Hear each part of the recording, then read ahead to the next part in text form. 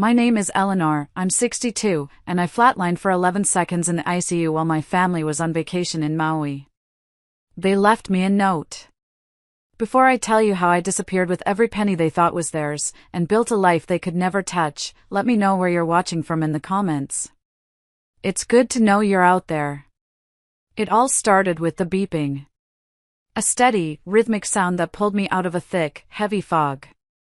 I opened my eyes to the harsh white of a hospital ceiling. A kind-faced nurse named Carlos was checking my foredrip. He smiled. "Welcome back, Eleanor. You gave us a scare." A scare. He told me I'd had a massive stroke. My heart had stopped. For 11 seconds, I was gone. He asked if I wanted to call my family. I glanced at the bedside table. Next to a plastic cup of water was a piece of paper, folded in half. It was my daughter Jessica's handwriting. My heart gave a little flutter. They were here. I opened it. The note was short. "Mom had to catch the flight. Awful timing. In Maui for 12 days with Megan and Paul.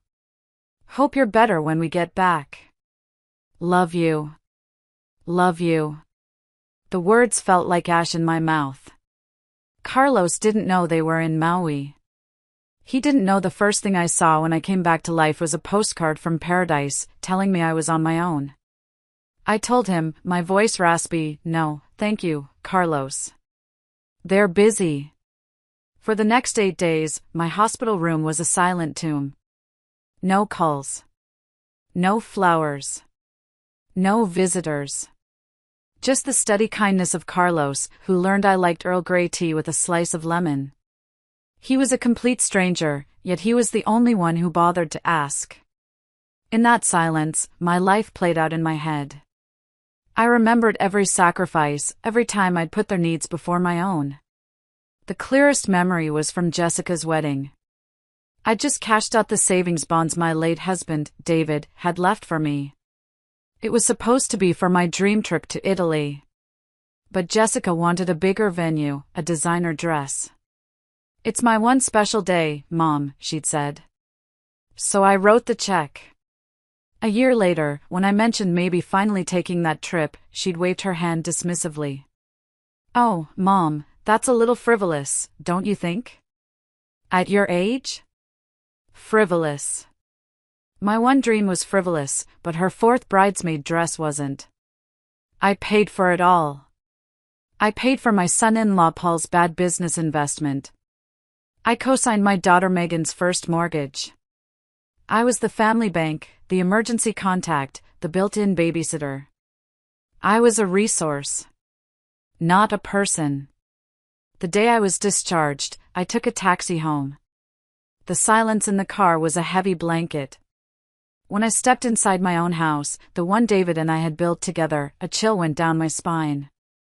The air was stale. My favorite armchair was gone, replaced by a sleek, modern thing I'd never seen. The walls were half-painted a grim, sterile gray. In the corner of the living room, my wedding photos, my pictures with David, my entire life, was packed into dusty cardboard boxes. It felt like I had walked into my own mausoleum. Then I saw it. On the dining room table, sitting right in the center, was a stack of glossy real estate flyers. The main photo was of my house. My home. Underneath it, bold letters screamed, "Price to sell." My blood ran cold. It couldn't be. But next to the flyers was a manila folder. My hands trembled as I opened it. Inside was a power of attorney document. And at the bottom, my signature. I remembered it now. 2 years ago, for a routine knee surgery. Jessica had insisted. "Just in case, Mom. So we can handle things for you." Handle things.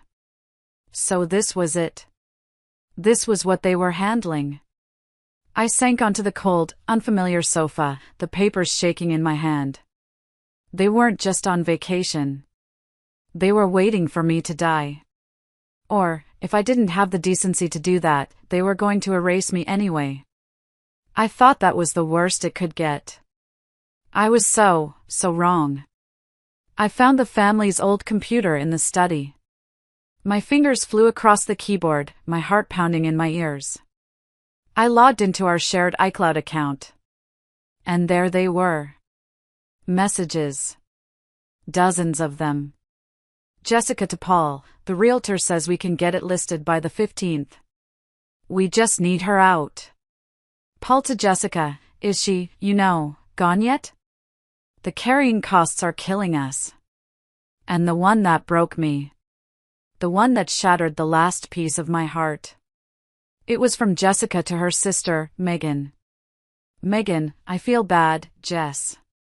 She's all alone. Jessica, she's not alone, she's in a hospital.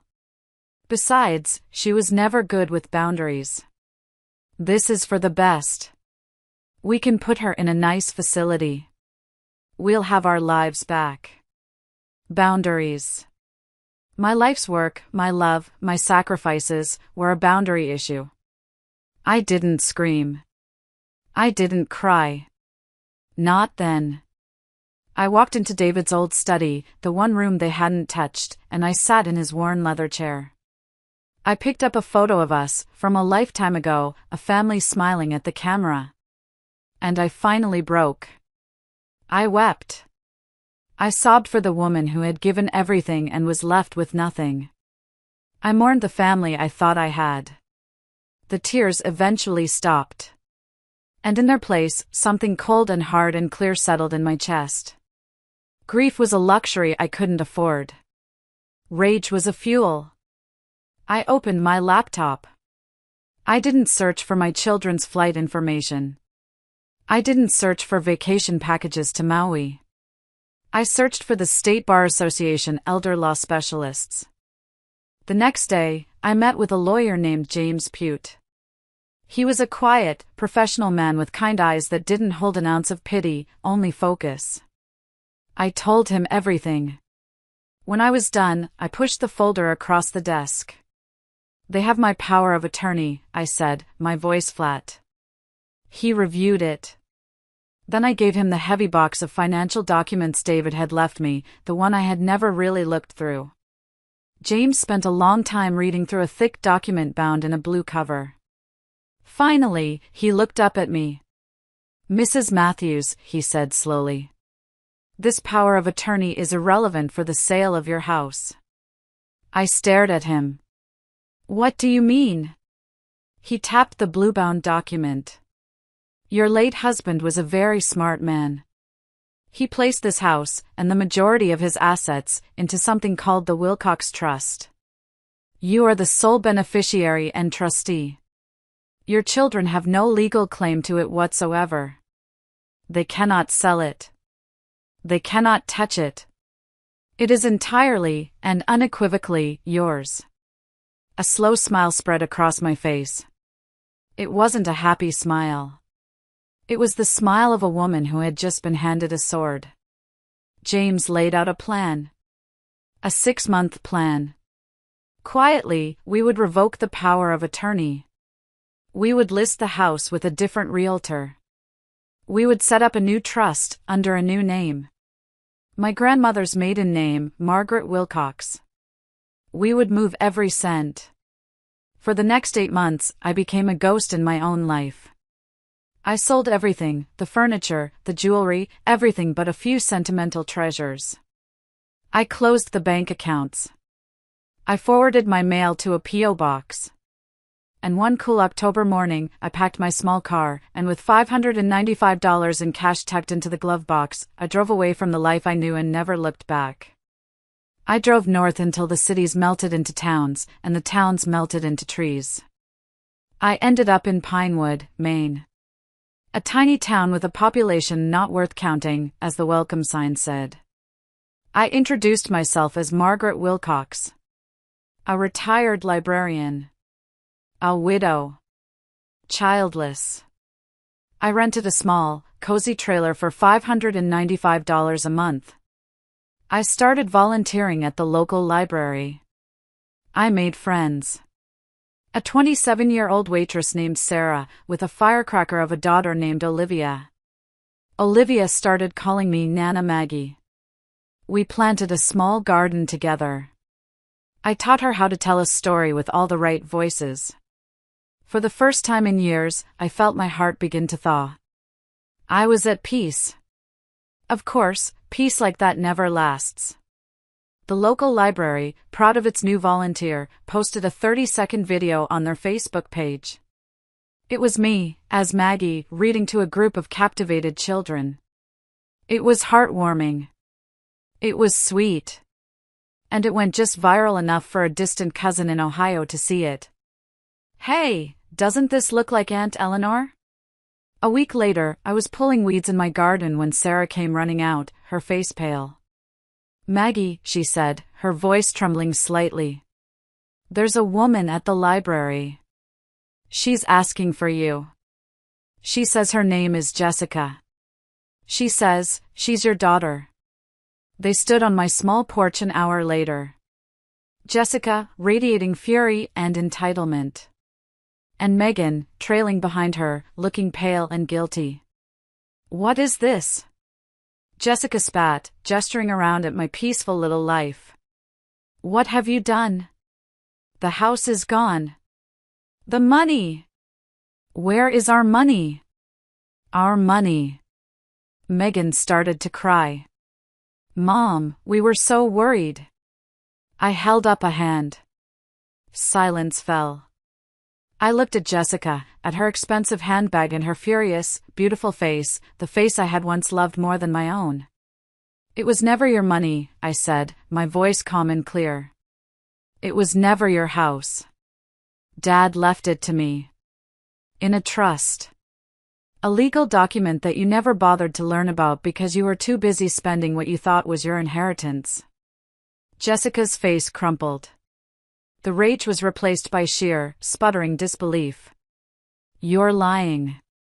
We'll sue you. We'll tell everyone you're mentally unstable. Go ahead, I said, and I felt a profound sense of release. Please, do. Tell the court about Maui. Tell them about the note you left while I was dying. Tell them how you boxed up my life while I was fighting for it. See how that goes for you. I turned to Megan, whose sobs were now just quiet, hitched breaths. I'm sorry for you, Megan. I'm sorry you let your fear be bigger than your love. Then I looked back at Jessica. And for you, I feel nothing at all. I stepped back inside my home. My real home. And I closed the door. I didn't watch them leave. I walked to my kitchen window, where I could see Sarah and Olivia waiting for me in their yard. Sarah gave me a small, questioning smile. I smiled back. A few weeks later, a final letter from James arrived, confirming all legal ties were severed. I read it once, then tossed it into my small wood-burning stove. I didn't watch it burn. I watched Olivia, who was running across the grass, her arms outstretched, calling my name. Nana Maggie. And I walked outside to meet my future.